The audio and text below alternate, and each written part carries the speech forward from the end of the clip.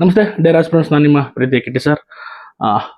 ಇವತ್ತು ಒಂದು ವಿಷಯದ ಬಗ್ಗೆ ನಿಮಗೆ ಡಿಸ್ಕಸ್ ಮಾಡಕ್ಕೆ ಬಂದಿದ್ದೀನಿ. ಏನಂತಂದರೆ ಕಾನ್ಸೆಪ್ಟ್ ಕ್ಲಾರಿಟಿ, ಎಸ್ಪೆಷಲಿ ಸೈನ್ಸಲ್ಲಿ ತುಂಬ ಆಸ್ಪಿರೆಂಟ್ಸು ಯಾಕೆ ಫೇಲ್ ಆಗ್ತಿದ್ದಾರೆ ಕಾಂಪಿಟೇಟಿವ್ ಎಕ್ಸಾಮ್ಸಲ್ಲಿ ಅಂತಂದ್ರೆ ನನ್ನ ಈ 10 ವರ್ಷದ ಒಂದಷ್ಟು ಅನಾಲಿಸಿಸ್ ಮಾಡಿ ನೋಡಿದಾಗ ಒಂದು ವಿಚಾರ ಏನು ಗೊತ್ತಾಗುತ್ತೆ ಅಂದರೆ, ಸೈನ್ಸ್ನ ಓದ್ಬೇಕಾದ್ರೆ ತುಂಬ ಹುಡುಗರು ಏನು ಮಾಡ್ತಾರೆ, ಅಂಡರ್ಸ್ಟ್ಯಾಂಡ್ ಮಾಡ್ಕೊಳಲ್ಲ, ಕಾನ್ಸೆಪ್ಟ್ನ ಅಂಡರ್ಸ್ಟ್ಯಾಂಡ್ ಮಾಡ್ಕೊಳಲ್ಲ. ಪರಿಕಲ್ಪನೆ ಅಂತ ಕರೀತಾರೆ, ಕಾನ್ಸೆಪ್ಟ್ ಅಂತ ಕರೀತಾರೆ.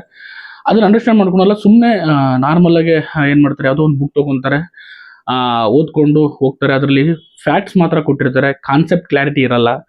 ಏನು ಮಾಡ್ತೀರಿ ನೀವು, ಬೇಗ ಮುಗಿಯುತ್ತೆ, ಬೇಗ ಸಿಲೆಬಸ್ ಮುಗಿಯುತ್ತೆ, ಅಥವಾ ಈ ಬುಕ್ಕಲ್ಲಿ ಓದಿದ್ರೆ ಇಷ್ಟು ಮಾರ್ಕ್ಸ್ ಬರುತ್ತೆ ಅನ್ನೋ ಒಂದು ತಪ್ಪು ಕಲ್ಪನೆಯಲ್ಲಿ ಏನು ಮಾಡ್ತೀರಾ, ಆ ಪುಸ್ತಕಗಳನ್ನ ಆಯ್ಕೆ ಮಾಡ್ಕೊಂಡು ಓದ್ತೀರಾ. ಆ ಆಯ್ಕೆ ಮಾಡ್ಕೊಂಡು ಓದೋ ಪುಸ್ತಕಗಳು ಏನಾಗುತ್ತೆ, ಎಸ್ಪೆಷಲಿ ಸೈನ್ಸಲ್ಲಿ, ಬೇರೆ ಸಬ್ಜೆಕ್ಟ್ಸ್ ಈಗ ಹಿಸ್ಟ್ರಿ, ಪೊಲಿಟಿ, ಜಿಯೋಗ್ರಫಿ ಇದ್ರೆ ಫ್ಯಾಕ್ಟ್ಸ್ ಬೇಕಾಗುತ್ತೆ, ಫ್ಯಾಕ್ಟ್ಸ್ ಕೊಟ್ಟಿರ್ತಾರೆ. ಬಟ್ ಅದ್ರ ಸೈನ್ಸಲ್ಲಿ ನಿಮಗೆ ಕಾನ್ಸೆಪ್ಟ್ ಕ್ಲಾರಿಟಿ ಇಲ್ದಲೆ ಬರೀ ನೀವು ಫ್ಯಾಕ್ಟ್ಸ್ ಓದಿದ್ರೆ ಏನಾಗಲ್ಲ. ಈಗ ಎನರ್ಜಿ ಅಂದ್ರೆ ಜೌಲು, ಎನರ್ಜಿ ಅಂದ್ರೆ ಒಂದು ಡೆಫಿನೇಷನ್ ಕೊಟ್ಬಿಡೋದಕ್ಕೆ ಒಂದಿಷ್ಟು ಎಕ್ಸಾಂಪಲ್ ಕೊಡೋದು, ಗ್ರಾವಿಟೇಷನ್ ಅಂದ್ರೆ ಒಂದು ಡೆಫಿನೇಷನ್ ಕೊಟ್ಬಿಡೋಕೆ ಒಂದು ಎಕ್ಸಾಂಪಲ್ ಕೊಡೋದು. ಈ ರೀತಿ ನೀವು ಸೈನ್ಸ್ನ ಅರ್ಥ ಮಾಡ್ಕೊಳಕ್ ಆಗಲ್ಲ. ಅದು ಯಾರಿಗೆ ಯೂಸ್ ಆಗುತ್ತೆ ಅಂತಂದ್ರೆ, ಯಾರು ಈಗ ಆಲ್ರೆಡಿ ತುಂಬಾ ಚೆನ್ನಾಗಿ ಬೇಸಿಕ್ಸ್ ಬುಕ್ ನ ಓದಿ ಆ ಕಾನ್ಸೆಪ್ಟ್ ನ ಅರ್ಥ ಮಾಡ್ಕೊಂಡು ರಿವಿಷನ್ ಮಾಡಬೇಕೇನಾದ್ರೂ ಯೂಸ್ ಆಗುತ್ತೆ ಹೊರತು, ನೀವು ಆ ತರ ಬುಕ್ಗಳು ಸೈನ್ಸ್ ಇರ್ಬೋದು, ಎನಿ ಸೈನ್ಸ್ ಈಗ ತುಂಬಾ ಕನ್ನಡ ಇದ್ರಲ್ಲಂತೂ ನಮ್ಮ ಕರ್ನಾಟಕದಲ್ಲಿ ಸೈನ್ಸ್ ಬುಕ್ ಏನಾಗಿದೆ ಅಂದ್ರೆ, ಯಾವುದೋ ಒಂದೆರಡು ಆಥರ್ಗಳು ಎಲ್ಲಾ ಬುಕ್ಸ್ಗಳು ಮಿಕ್ಸ್ ಮಾಡಿ ಬರೆದು ಫ್ಯಾಕ್ಟ್ಸ್ಗಳು, ಅದು ನೀವು ನೋಡಿದ್ರಲ್ಲಿ ಕಾನ್ಸೆಪ್ಟ್ ಕ್ಲಾರಿಟಿ ಇರಲ್ಲ. ಬರೀ ಫ್ಯಾಕ್ಟ್ಸ್ಗಳನ್ನ ಏನ್ ಮಾಡ್ತಾರೆ, ಒಂದು ಕಡೆ ಎಲ್ಲಾ ಎಕ್ಸಾಂಪಲ್ ಕವರ್ ಆಗಿರೋ ಎಲ್ಲ ಫ್ಯಾಕ್ಟ್ಸ್ಗಳನ್ನ ಒಂದ್ ಕಡೆ ಹಾಕ್ಬಿಟ್ಟು ಒಂದು ಬುಕ್ ಮಾಡಿ ಕೊಟ್ಟಿದ್ದಾರೆ. ನೀವು ಅದನ್ನ ಏನ್ ಮಾಡ್ತಾ ಇದ್ದೀರಾ, ಓದ್ತಾ ಇದ್ದೀರಾ. ಬಟ್ ಅದರಲ್ಲಿ ಎಷ್ಟೋ ಜನಕ್ಕೆ ಕಾನ್ಸೆಪ್ಟ್ ಕ್ಲಾರಿಟಿ ಇಲ್ಲ. ಯಾಕಂದ್ರೆ ನಾನು ಏನಕ್ಕೆ ಈ ಮಾತು ಹೇಳ್ತಾ ಇದ್ದೀನಿ ಅಂದ್ರೆ, ತುಂಬಾ ಹುಡುಗರು ನನಗೆ ಮೆಸೇಜ್ ಮಾಡ್ತಾರೆ ಮತ್ತೆ ಬರ್ತಾರೆ, ಸೈನ್ಸ್ ಓದಿದ್ಯಾ ಅಂತ ಕೇಳ್ತಾರೆ. ಸರ್ ಓದಿದ್ದೀನಿ ಅಂತಾರೆ. ಯಾವ ಬುಕ್ ಓದಿದ್ಯಾ ಅಂತಂದ್ರೆ ಸಮಥಿಂಗ್ XYZ ಹೇಳ್ತಾರೆ. ಹೇಳಪ್ಪ ಗ್ರಾವಿಟೇಷನ್ ಅಂದ್ರೆ ಏನು ಅಂತ ಕೇಳ್ತೀನಿ, ಅಥವಾ ಯಾವ್ದಾದ್ರು ಬಯಾನ್ಸ್ ಫೋರ್ಸ್ ಅಂದ್ರೆ ಏನು ಅಂತ ಕೇಳ್ತೀನಿ, ಅಥವಾ ಕೈನೆಟಿಕ್ ಎನರ್ಜಿ ಅಂದ್ರೆ ಏನು ಅಂತ ಕೇಳ್ತೀನಿ. ಸರ್ ಹೇಳ್ತಾರೆ ಕೈನೆಟಿಕ್ ಎನರ್ಜಿ ಅಂದ್ರೆ ಇದು ಸರ್, ಎಕ್ಸಾಂಪಲ್ ಇದು ಸರ್ ಅಂತ ಹೇಳ್ತಾರೆ. ಬಟ್ ಹೆಂಗೆ ಕೈನೆಟಿಕ್ ಎನರ್ಜಿ ಹೆಂಗೆ ಪ್ರೊಡ್ಯೂಸ್ ಆಗುತ್ತೆ ಅನ್ನೋದ್ರ ಬಗ್ಗೆ ಗೊತ್ತಿರಲ್ಲ. ಮತ್ತೆ next example centrifugal force, centripetal force ಬಗ್ಗೆ ಡಿಫ್ರೆನ್ಸ್ ಗೊತ್ತಿರಲ್ಲ. ಮತ್ತೆ ಕೆಮಿಸ್ಟ್ರಿನಲ್ಲಂತೂ ಫಿಸಿಕಲ್ ಚೇಂಜು ಮತ್ತೆ ಕೆಮಿಕಲ್ ಚೇಂಜ್ಗೆ ಡಿಫ್ರೆನ್ಸ್ ಗೊತ್ತಾಗ್ತಿರಲ್ಲ ಅವ್ರಿಗೆ. ಯಾಕೆಂದ್ರೆ ಸುಮ್ಮನೆ ಅಲ್ಲಿ ಏನ್ ಪುಸ್ತಕದಲ್ಲಿ ಇರುತ್ತೋ ಅದನ್ನ ಬಯಾಟ್ ಮಾಡ್ಕೊಂಡು ಬಂದಿರ್ತಾರೆ. ನೀವೇನಾದ್ರೂ ಬಯಾಟ್ ಮಾಡ್ಕೊಂಡು ಎಕ್ಸಾಮ್ಸ್ಗಳಲ್ಲಿ ಹೋಯ್ತು ಅಂತಂದ್ರೆ ಖಂಡಿತ ನೀವು ಏನಾಗುತ್ತೆ, ಆನ್ಸರ್ ಮಾಡಕ್ಕಲ್ಲ. ಯಾಕೆಂದ್ರೆ ಅಲ್ಲಿರೋದೇ ಎಕ್ಸಾಂಪಲ್ ಕೊಟ್ಟರೆ ನೀವು ಆನ್ಸರ್ ಮಾಡ್ತೀರಾ. ಅದಕ್ಕೆ ಹೊರತಾಗಿ ಏನಾದ್ರು ಎಕ್ಸಾಂಪಲ್ ಅಥವಾ ಅದಕ್ಕೆ ಸ್ವಲ್ಪ ಡಿಫಿಕಲ್ಟ್ ಏನಾದ್ರು ಎಕ್ಸಾಮ್ಸ್ ಕೊಡ್ತು ಅಂತಂದ್ರೆ, ಎಕ್ಸಾಂಪಲ್ ನೋಡಿ, ಈಗ ಎಕ್ಸಾಂಪಲ್ ನಾನು ಹೇಳ್ತೀನಿ. ಈಗ ಇನರ್ಷಿಯಾ ಬಗ್ಗೆ ಓದಿರ್ತೀರಾ ಆಲ್ಮೋಸ್ಟ್ ಅಲ್ಲಿ, ನ್ಯೂಟನ್ಸ್ ಫಸ್ಟ್ ಲಾ ಏನು ಓದಿರ್ತೀರಾ, ಅದರಲ್ಲಿ ಲಾ ಆಫ್ ಇನರ್ಷಿಯಾ ಅಂತ ಬರುತ್ತೆ. ಏನು ಇನರ್ಷಿಯಾ ಅಂತಂದ್ರೆ ಏನ್ ಮಾಡ್ತಾರೆ ಹುಡುಗರು, ಸರ್ ಯಾವ್ದಾದ್ರು ಒಂದು ಬಾಡಿ ಕಂಟಿನ್ಯೂಸ್ ಮೋಷನ್ ಅಲ್ಲಿ ಇದ್ರೆ ಅಥವಾ ಕಂಟಿನ್ಯೂಸ್ ರೆಸ್ಟ್ ಅಲ್ಲಿ ಇದ್ರೆ, ಅದು ಎಕ್ಸ್ಟರ್ನಲ್ ಫೋರ್ಸ್ ಹಾಕೋದ್ರೊಳಗಡೆ ಆಗ್ತಲೇ ಇದ್ರೆ ಅದು ಅಲ್ಲೇ ಇರುತ್ತೆ, ಅದು ಕಂಟಿನ್ಯೂಸ್ ಮೋಷನ್ ಅಲ್ಲಿ ಇರುತ್ತೆ ಅಂತ ಹೇಳ್ತೀರಾ. ಕರೆಕ್ಟ್.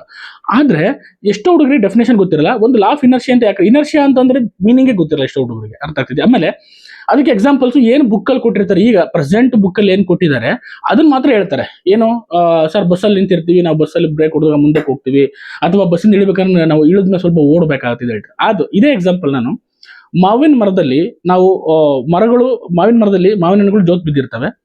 ನೀವು ಮಾವಿನ ಮರಗಳನ್ನ ಅಳ್ಳಾಡ್ಸಾಗ ಯಾಕೆ ಮಾವಿನ ಹಣ್ಣುಗಳು ಕೆಳಗಡೆ ಬೀಳ್ತವೆ ಗೊತ್ತೈತೆ? ಇದು ಲಾ ಆಫ್ ಇನರ್ಷಿಯಾದ ಅಪ್ಲಿಕೇಶನ್ ಇದೆ. ಮತ್ತೆ ನೀವು ಒಂದು ಮ್ಯಾಟ್ ತಗೊಂಡು ಮ್ಯಾಟ್ನ ಕೊಡೋದಾಗ ಧೂಳು ಹೊರಗಡೆ ಬರುತ್ತೆ.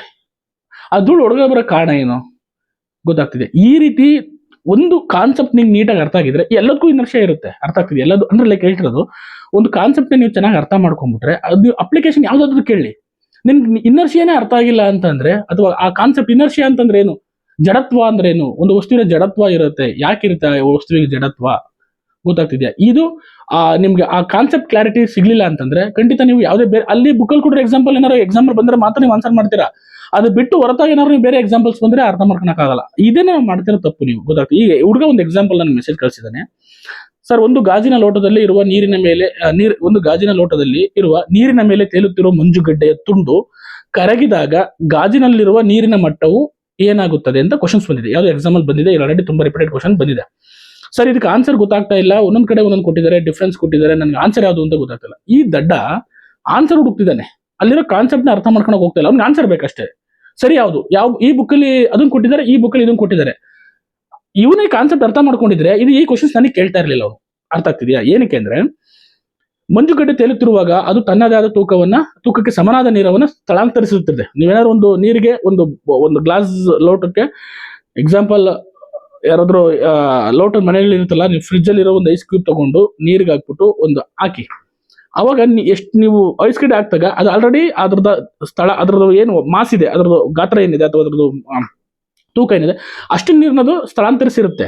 ಗೊತ್ತಾಗ್ತಿದೆಯಾ? ಮಂಜುಗಡ್ಡೆಯು ಕರಗಿದಾಗ ಅದು ಕರಗಿ ನೀರು ರೂಪದಲ್ಲಿ ಏನಾಗುತ್ತೆ, ಅದು ಬ್ಯಾಲೆನ್ಸ್ ಆಗುತ್ತೆ. ಹಂಗಂದ್ಬಿಟ್ಟು ಇದು ನಿನಗೆ ಎಲ್ಲಿ ಅರ್ಥ ಆಗುತ್ತೆ, ನಿನಗೆ ಅದು ಕಾಮನ್ ಸೆನ್ಸ್ ಆಗಿ ಯೋಚನೆ ಮಾಡ್ಬೋದು. ಒಂದ್ಸತಿ ನಾವು ಯಾವ್ದಾರ ಒಂದು ವಸ್ತು ಆದಾಗ ಅಷ್ಟೇ ಪ್ರಮಾಣದ ನೀರನ್ನ ಹೊರಗಡೆ ಹಾಕಿರುತ್ತೆ.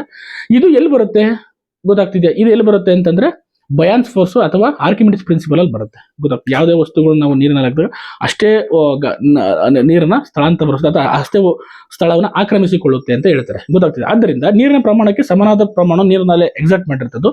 ಆದ್ರೆ ನೀರಿನ ಮಟ್ಟದಲ್ಲಿ ಯಾವುದೇ ಬದಲಾವಣೆ ಆಗಲ್ಲ. ಗೊತ್ತಾಗ್ತಿದೆ, ಯಾವುದೇ ಬದಲಾವಣೆ ಆಗಲ್ಲ ಈ ಒಂದು ಕ್ವಶನ್ಸ್ಗೆ. ಗೊತ್ತಾಗ್ತಿದೆ. ಇದು ಆರ್ಕಿಮಿಡಿಸ್ ಪ್ರಿನ್ಸಿಪಲ್ ನಿನಗೆ ಗೊತ್ತಿದ್ರೆ ಮಾತ್ರ ಬರ್ತಾರೆ. Due to this Archimedes principle the conservation of mass, ಅದೇನಾಗುತ್ತೆ, ಮಾಸ್ ಕನ್ಸರ್ವ್ ಆಗಿರುತ್ತೆ. The floating ice cube displaces the volume of water equal to its own weight. ಗೊತ್ತಾಗ್ತದೆ, ಅದರ ಏನು ವೆಯ್ಟ್ ಇದೆ ಅದನ್ನ ಆಲ್ರೆಡಿ ಡಿಸ್ಪ್ಲೇಸ್ ಆಗಿರುತ್ತೆ. ಹಾಗಾಗಿ ಮಂಜುಗಡ್ಡೆ ಕರಗಿದಾಗ್ಲೂ ಸಹ ಏನಾಗುತ್ತೆ, ಅದು ನೀರಿನ ಪ್ರಮಾಣ ಅಷ್ಟೇ ಇರುತ್ತೆ. ಅರ್ಥ ಆಗ್ತಿದೆ? ಇದು ಕಾನ್ಸೆಪ್ಟ್ ಅರ್ಥ ಆಗಬೇಕಿತ್ತು. ಇದು ಎಲ್ಲಿದೆಯಪ್ಪ ಗೊತ್ತಾಗ್ತಿದೆ, ಎಲ್ಲಿದೆ ಇದು, ನೀವು ಎಲ್ಲಿ ಓದಬೇಕು ಅಂತಂದ್ರೆ ನಾನು ಹೇಳಿದೀನಿ NCERT DSIT ಬುಕ್ಗಳನ್ನ ಓದಿ. ನಿಮ್ಗೆ ಕಾಣಿಸ್ತಾ ಇಲ್ಲ ಅನ್ಕೊಂತೀನಿ, ಕಾಣಿಸ್ತಾ ಇಲ್ಲ ನೋಡಿ. ಗ್ರಾವಿಟೇಷನ್ ನಮ್ದು ನಿಮ್ PDF ಹಾಕ್ತೀನಿ. ಗೊತ್ತಾಯ್ತಾ? ಗ್ರಾವಿಟೇಷನ್ ಅಲ್ಲಿ ಒಂದು ಚಾಪ್ಟರ್ ಇದೆ, 9th 8th ಚಾಪ್ಟರ್ ಇದೆ. ಅದರಲ್ಲಿ ಬಯಾನ್ಸ್ ಫೋರ್ಸ್ ಅಂತ ಬರುತ್ತೆ. ಗೊತ್ತಾಗ್ತಿದ್ಯಾ?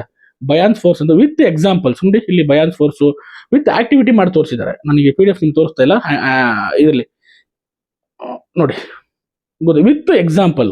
ವಿತ್ ಎಕ್ಸಾಂಪಲ್ ಕೊಟ್ಟು ಯಾಕೆ ಆಗುತ್ತೆ. ಇದನ್ನ ಕರೆಕ್ಟ್ ನೆಟ್ಟಿಗೆ ನೀನ್ ಏನಾದ್ರು ಓದಿದ್ರೆ ಈ ಕ್ವಶನ್ಸ್ ನನಗೆ ಕೇಳ್ತಾ ಇರಲಿಲ್ಲ. ಅರ್ಥ ಆಗ್ತಿದ್ಯಾ? ಅದಕ್ಕೆ ಹೇಳೋದು, ನೀವು ಕಾನ್ಸೆಪ್ಟ್ ಕ್ಲಾರಿಟಿ ಇಲ್ಲ ಅಂತಂದ್ರೆ ಎಕ್ಸಾಮ್ಗಳಲ್ಲಿ ನೀವು ಫೇಲ್ಯೂರ್ ಖಂಡಿತ ಆಗ್ತೀರಾ. ಗೊತ್ತಾಗ್ತಿದೆ, ತುಂಬಾ ಫೇಲ್ಯೂರ್ ಆಗ್ತೀರಾ. ನಾನು ಹೇಳೋದು ಅರ್ಥ ಮಾಡ್ಕೊಳ್ಳಿ. ನಿಮ್ಮ ಕಾನ್ಸೆಪ್ಟ್ ಕ್ಲಾರಿಟಿ ಅದು ಸೈನ್ಸ್ ಅಲ್ಲಿ ಮತ್ತೆ ಮೆಂಟಲ್ ಎಬಿಲಿಟಿ ಮತ್ತೆ ಎನ್ವೈರನ್ಮೆಂಟಲ್ ಕಾನ್ಸೆಪ್ಟ್ ಕ್ಲಾರಿಟಿ ಇಲ್ಲ ಅಂತಂದ್ರೆ ಯಾಕೆ ಬೇಸಿಕ್ಸ್ ಬುಕ್ ಓದಿ ಅಂತ ಪಡ್ಕೊಂತೀನಿ ಅಂದ್ರೆ ನಿಮ್ಗೆ ಇಲ್ಲ ಇದೆಲ್ಲ ಇತ್ತು. ಪ್ರೂಫ್ ವಿತ್ ಎಕ್ಸಾಂಪಲ್ಸ್ ನಿಮ್ಗೆ ಕೊಡ್ತಾ ಇದ್ದೀನಿ. NCERT DSIT ನಲ್ಲಿ ಇದೆ. ಗೊತ್ತಾಗ್ತಿದ್ಯಾ? ನೀವು ಓದಿದ್ರೆ ಇಲ್ಲಿ ಗೊತ್ತಾಗ್ತದೆ ಯಾಕೆ ನೀರು ಎಲ್ಲ ವಿತ್ ಯಾಕೆ ನಾನು ಓದಿ ಅಂತ ನೋಡಿ, ಇದನ್ನ ಮಾಡಿ ತೋರಿಸಿದ್ದಾರೆ. ಅರ್ಥ ಆಗ್ತಿದ್ಯಾ? ಇದು ನೀನು ಕರೆಕ್ಟ್ ನೋಡಿದ್ರೆ ಯಾವ ಬುಕ್ ಓದೋ ಅವಶ್ಯಕತೆ ಇರ್ತಿರ್ಲಿಲ್ಲ, ನೀನು ಕರೆಕ್ಟಾಗಿ ಆನ್ಸರ್ ಮಾಡ್ತಾ ಇದ್ದೆ. ಹಿಂಗೆ ಯಾವುದೇ ಏನು ಕೇಳ್ತೀನಿ ಅಂತಂದ್ರೆ ಹುಡುಗರು ನನ್ನ ಎಷ್ಟು ಜನ ವಿರೋಧಿಸ್ತಾರೆ. ಯಾಕೆಂದ್ರೆ ಇವ್ರು ಅಷ್ಟೊಂದು ಹೇಳ್ತಾರೆ, ಓದಕ್ಕಾಗಲ್ಲ ಅಷ್ಟೆಲ್ಲ, ಇದು ಹಂಗೆ ಹಿಂಗೆ ಅನ್ಕೊಂತಾರೆ. ಆಮೇಲೆ ಎಷ್ಟು ಟೀಚರ್ಸ್ಗಳು ನನ್ ಬೈಕೊಂತಾರೆ, ಇವನು ಏನಾದ್ರು ಇದು. ಬಟ್ ರಿಯಾಲಿಟಿ ಅದಲ್ಲ. ರಿಯಾಲಿಟಿ ಅಂದ್ರೆ ಕಾನ್ಸೆಪ್ಟ್ ಅರ್ಥ ಮಾಡ್ಕೋಬೇಕು. ನೀವು ಎಕ್ಸಾಮ್ಸ್ ಅಲ್ಲಿ ಕ್ಲಿಯರ್ ಆಗ್ಬೇಕು. ಯಾಕೆ ನೀವು 3 ವರ್ಷ 4 ವರ್ಷ ಇಲ್ಲೇ ಇದ್ದೀರಾ ಅಂತಂದ್ರೆ ದಟ್ ಇಸ್ ಅ ಪ್ರಾಬ್ಲಮ್. ನೀವು ಕಾನ್ಸೆಪ್ಟ್ ಅರ್ಥ ಮಾಡ್ಕೊಂತಿಲ್ಲ. ಎಲ್ಲ ಸಬ್ಜೆಕ್ಟಲ್ಲೂ ಕಾನ್ಸೆಪ್ಟ್ ಬರ್ತವೆ. ಆ ಕಾನ್ಸೆಪ್ಟ್ನ ಅರ್ಥ ಮಾಡ್ಕೊಂಡು ಓದಿ. ಅದಕ್ಕೆ read NCERT DSIT first priority. NCERT DSIT ಓದಿ, ಆಮೇಲೆ ಬೇಕಾದ್ರೆ ನೀವು ಯಾವ ಬುಕ್ಕಾರ ಓದ್ಕೊಳ್ಳಿ. ದಿಸ್ ಈಸ್ ಮೈ ರಿಕ್ವೆಸ್ಟ್ ಅಂತ ಎತ್ಕೊಳ್ಳಿ. ಯಾಕೆಂದ್ರೆ ಎಸ್ಪೆಷಲಿ ಸೈನ್ಸಲ್ಲಿ ನಿಮಗೆ ಕರೆಕ್ಟಾಗಿ ಕಾನ್ಸೆಪ್ಟ್ ಅರ್ಥ ಆಗಲಿ ಅಂದ್ರೆ ಯಾವ ಕ್ವಶನ್ಸ್ ಆನ್ಸರ್ ಮಾಡೋಕ್ಕಾಗಲ್ಲ. ನೀವು ಅದೇ ಏನು ಯಾವ ಬುಕ್ಕಲ್ಲಿ ಕೊಟ್ಟಿರ್ತಾರೋ ನೀವು ಒಂದು ಸತಿ ಕಾನ್ಸೆಪ್ಟ್ ಅರ್ಥ ಮಾಡ್ಕೊಂಡ್ರೆ ನೀವೇ ಅಪ್ಲಿಕೇಶನ್ಸ್ ಹುಡುಕ್ತೀರಾ. ನೀವು ಅಪ್ಲಿಕೇಶನ್ ಡೈಲಿ ಲೈಫಲ್ಲಿ ನಿಮ್ಮ ಸೈನ್ಸ್ ಅಂದ್ರೆ ಏನಿಲ್ಲ, nothing but your daily life situation ಏನೇ ನಡೆಯುತ್ತೆ ಅದೇ ಸೈನ್ಸ್. ಅರ್ಥ ಆಗ್ತಿದ್ಯಾ? ನಿಮ್ಗೆ ಬೆಳಗ್ಗೆ ಸೂರ್ಯ ಯಾಕೆ ಕೊಡ್ತಾನೆ, ಸಮುದ್ರ ಯಾಕೆ ನೀಲಿಗಿರುತ್ತೆ, ಸೂರ್ಯ ಪೂರ್ವದಲ್ಲಿ ಯಾಕೆ ಕೊಡ್ತಾನೆ, ಫಸ್ಟ್ ಯಾಕೆ ಅರುಣಾಚಲ ಪ್ರದೇಶದಲ್ಲಿ ಕಾಣಿಸ್ಕೊಂತಾನೆ, ಇದೆಲ್ಲ ಸೈಂಟಿಫಿಕ್ ಇರುತ್ತೆ. ಪೋಲರೈಸೇಷನ್ ಅಂದ್ರೇನು, ವಕ್ರೀಭವನ ಅಂದ್ರೇನು, ನೀರೊಳಗೆ ಪೆನ್ಸಿಲ್ ಇಟ್ಟಾಗ ಯಾಕೆ ಬೆಂಡಾಗಿ ಕಾಣುತ್ತೆ, ನೀರಿನ ಕಾಯಿ ಒಳಗೆ ಮೇಲೆ ಅಪ್ಪದನ್ನ ಕಾಣುತ್ತೆ, ಯಾಕೆ ಮೇಲೆ ಬಂದಾಗ ಕಾಣುತ್ತೆ, ಇವೆಲ್ಲ ನೀವು ಡೈಲಿ ಲೈಫಲ್ಲಿ ನೋಡಿರ್ತೀರ. ಅದನ್ನ ಸ್ವಲ್ಪ ಕಾನ್ಸೆಪ್ಟ್ ಅರ್ಥ ಮಾಡಿಕೊಂಡು ಪ್ರಾಕ್ಟಿಕಲ್ ಆಗಿ ಅಪ್ಲೈ ಮಾಡಿದ್ರೆ ಯಾವ ನಿಮಗೆ ಇದು ಗೈಡೆನ್ಸ್ ಬೇಕಾಗಿಲ್ಲ. ಅರ್ಥ ಆಗ್ತಿದ್ಯಾ? ಇದನ್ನ ನೀವು ಮಾಡಬೇಕಾಗಿರೋದು.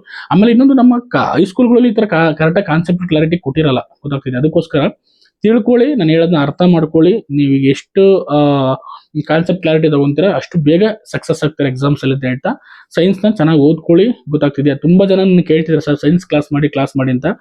ನನಗೆ ನಾನು ಹೈಸ್ಕೂಲಲ್ಲೆಲ್ಲ ಕ್ಲಾಸ್ ಪಾಠ ಮಾಡಿದ್ದೀನಿ ಸೈನ್ಸ್ನ. ಬಟ್ ಸಮ್ ರೀಸನ್ಸ್ ಇಂದ, ಯಾಕಂದ್ರೆ ಒಂದ್ಸತಿ ಸ್ಟಾರ್ಟ್ ಮಾಡಿದ್ರೆ ಅದನ್ನ ಕಂಟಿನ್ಯೂಸ್ ಆಗಿ ಮಾಡ್ತಾ ಬರಬೇಕು. ಸೈನ್ಸ್ ಕ್ಲಾಸ್ ಮಾಡಬೇಕಂದ್ರೆ ಈಗ ಫಿಸಿಕ್ಸ್ ಸ್ಟಾರ್ಟ್ ಮಾಡಿದ್ರೆ ಕೆಮಿಸ್ಟ್ರಿ ಬಯಾಲಜಿ 3 ಮುಗಿಸ್ತಾ ಬರಬೇಕು. ನಿಮ್ಗೊಂದು ಕ್ಲಾರಿಟಿ ಕೊಡಬೇಕು. ಸ್ಟಾರ್ಟ್ ಮಾಡಿದ್ರೆ ನಿಲ್ಲಿಸಬಾರ್ದು ಅನ್ನೋ ಉದ್ದೇಶಕ್ಕೋಸ್ಕರ ನಾನು ಮಾಡೋಕ್ಕಾಗ್ತಾ ಇಲ್ಲ. ನೋಡೋಣ, ಮುಂದಿನ ದಿನಗಳಲ್ಲಿ ಸಾಧ್ಯ ಆದರೆ ಖಂಡಿತ ನಾನು ನಿಮ್ಗೆ ಸೈನ್ಸ್ ಕ್ಲಾಸಸ್ ಮಾಡ್ಕೊಡ್ತೀನಿ.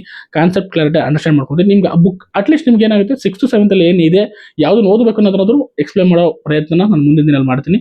ಎಲ್ಲರಿಗೂ ಒಳ್ಳೇದಾಗ್ಲಿ, ಕರೆಕ್ಟಾಗಿ ಓದಿ. ಮುಂದಿನ ನೋಟಿಫಿಕೇಶನ್ಸ್ಗಳಾಗೋ ಸಂಭವ ಇನ್ನೇನು ಆಗ್ತಾ ಇದೆ. ಇಂಟರ್ನಲ್ ಎಕ್ಸಾಮಿನೇಷನ್ ಮುಗಿದಿದೆ, ಇನ್ನೇನಿದ್ರು ರೆಡಿ ಫಾರ್ ದ ಬ್ಯಾಟಲ್. ಅದಕ್ಕೆ ಈಗಲೇ ನಿಮ್ಮ ಗ್ರೌಂಡ್ ಅಲ್ಲಿ ಚೆನ್ನಾಗಿ ಪ್ರಾಕ್ಟೀಸ್ ಮಾಡ್ಕೊಳ್ಳಿ. ಬ್ಯಾಟಲ್ಗೆ ರೆಡಿಯಾಗಿ ಅಲ್ಲೋಗಿ ಸೋಲ್ಬೇಡಿ. ಯಾಕೆಂದ್ರೆ preparation is very important for competitive exams. ಚೆನ್ನಾಗಾಗಲಿ, ಒಳ್ಳೆದಾಗಲಿ. Thank you so much.